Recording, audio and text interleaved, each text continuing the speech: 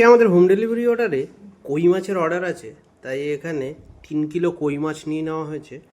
আজকে তেল কই বানাবো। এই দেখুন কই মাছগুলো কত বড় বড়। কড়াইতে তেল খুব বেশি গরম হবে না, দেবো কই মাছগুলোকে, হালকা ভেজে নেবো। জিরে, আদা, শুকনো লঙ্কা বেটে নেবো। এই যে মুড়ি পেঁয়াজ 4 টুকরো করে নিয়েছি, দিয়ে দিচ্ছি।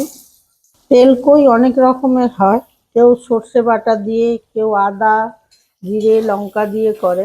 আজকে আমি পেঁয়াজ দিয়ে করছি, একটু আলাদা ধরনের।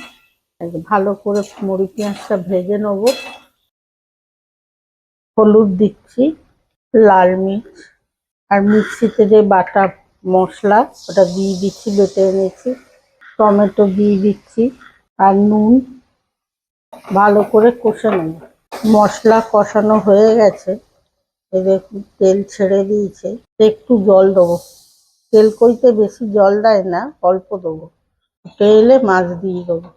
ঝোল ফুটে গেছে, মাছ দিয়ে দিচ্ছি,